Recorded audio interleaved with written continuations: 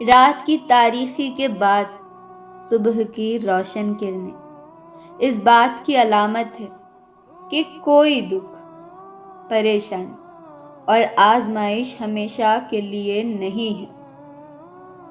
ایک بار جب یہ اشک اللہ کے سامنے بہنے لگے اور یہ ہاتھ مانگنے کے لیے اللہ کے آگے اٹھنے لگے، تو پھر اللہ کبھی ان ہاتھوں کو لوگوں کے آگے پھیلانے نہیں دیتا اور نہ ان آنکھوں کو کسی کے سامنے تر ہونے دیتا ہے۔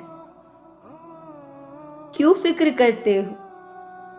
جو رب تمہارے دل اور لبوں پر دعا کا خیال لا سکتا ہے، وہ تمہارے نصیب میں بھی تمہاری چاہت کو لکھنے پر قادر ہے۔ اللہ کی رضا میں راضی ہونے کا مطلب جانتے ہو کیا ہے؟ کہ تمہارا قلب سکون میں ہو اور بس دل میں یہ بات ہو کہ اگر وہ چیز میرے لیے ہے تو وہ مجھے مل کر ہی رہیں گی، چاہے لاکھ دنیا سازشیں کرے، اور اگر وہ چیز مجھے نہیں ملی تو میں تیار ہوں اس سے بہترین چیز پانے کے لیے۔ دعاؤں میں اتنی طاقت ہوتی ہے کہ یہ اللہ سے ہر بات منوا لیتی ہے، پھر مسئلہ نصیب کا ہو یا قصہ ماضی، ادھوری کہانی ہو چاہے ناممکن کام۔ واحد اللہ کا در ہے، جہاں بغیر بلاوے کے بھی چلے جاؤ نا تو شرمندگی نہیں، سکون ملتا ہے۔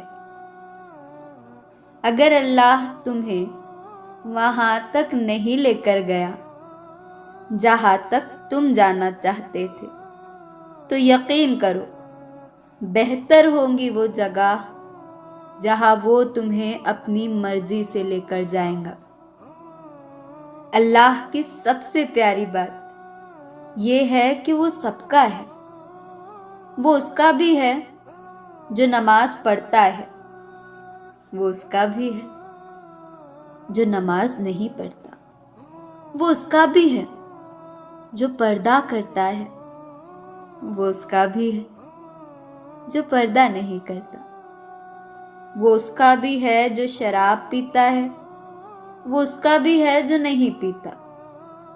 گناہ گار ہونے کا مطلب یہ نہیں کہ اللہ ہمارا نہیں ہے، اللہ ہم سب کا ہے۔ کسی کا کوئی حق نہیں کسی کو یہ کہنے کا کہ صرف اس لیے کہ تم کوئی گناہ کر رہے ہو وہ تمہارا نہیں ہے۔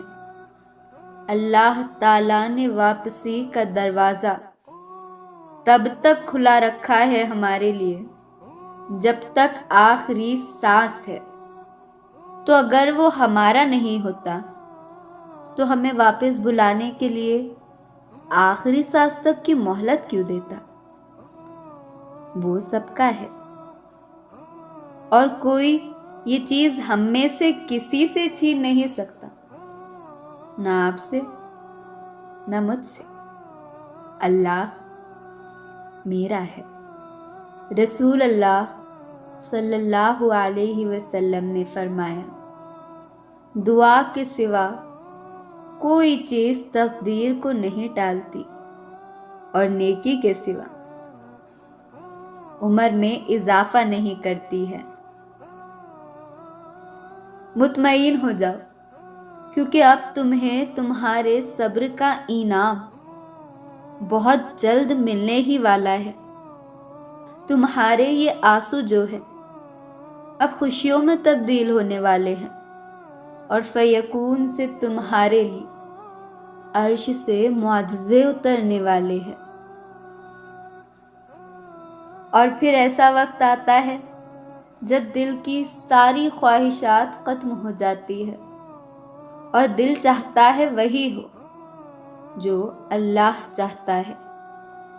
جس دن تم نے اپنے بگڑے ہوئے کاموں میں شکوے کی جگہ اللہ کی مصلحتوں پر غور کرنا شروع کر دیا نا، یقین کرو تم کامیاب ہو گئے۔ تہجد کے سجدوں میں مانگی گئی چاہتے اللہ قیامت تک سلامت رکھتا ہے۔ جب تم رب کی چاہت میں سر جھکا دو گے، پھر وہ بھی تمہاری چاہت کے لیے کن کہہ دے گا۔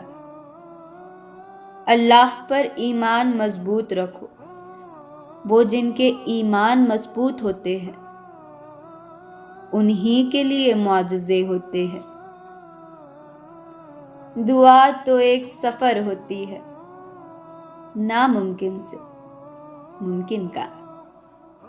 اگر اللہ کو دعا قبول نہ کرنی ہوتی تو وہ بلا وجہ تمہارے دل کو ایک ہی دعا پر کیوں روک دیتا؟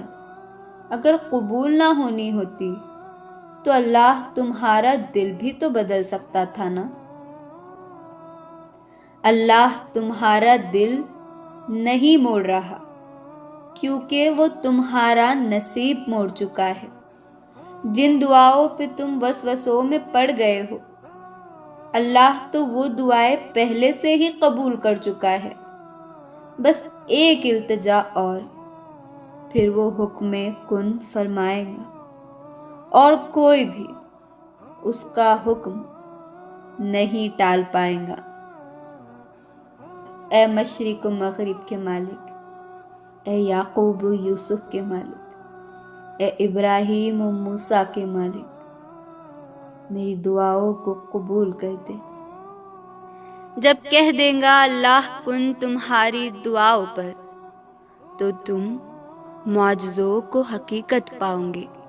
وہ تو کہانی بدلنے میں خوب ماہر ہے۔ سوچو کیسے مقدر بدلے گا وہ تمہارا جب تم اس سے مانگنے سے ہی کتراؤ گے۔ جب تم اللہ کو اپنے قریب پاؤ گے تو تم اپنا ہر دکھ درد بھول جاؤ گے۔ کیا ہوا جو آج مسکراہٹ لبوں سے جدا ہے، رکھ کر اللہ پر یقین تم بہت جلد مسکراؤ گے۔ صبر، دعا اور توکل، بے شک ایڑیا رگڑ کر ہی زمزم ملتا ہے۔ صبر کرنے کا صلہ اللہ تمہیں معجزوں کی صورت میں دیتا ہے۔ صبر کرو، دیکھنا اللہ اپنی مدد وہاں سے بھیجے گا جہاں سے تم ہمت ہار کر لوٹ آئے تھے۔ یہ تو اللہ کا وعدہ ہے کہ انجام آغاز سے کہیں زیادہ بہتر ہے۔ اگر آغاز میں آزمائش ہے تو انجام میں اس کا خوبصورت صلہ بھی ہے۔ اور دعا تو اس چیز کو بھی تم تک کھینچ لاتی ہے جو تمہارے نصیب کا حصہ نہیں ہوتی۔ توکل کرو اور پھر دیکھو کہ اللہ تمہیں وہاں سے عطا کرے گا جہاں سے تمہیں عطا کے ذریعے نظر نہیں آتے۔ Thanks for watching. Do subscribe for more videos like this.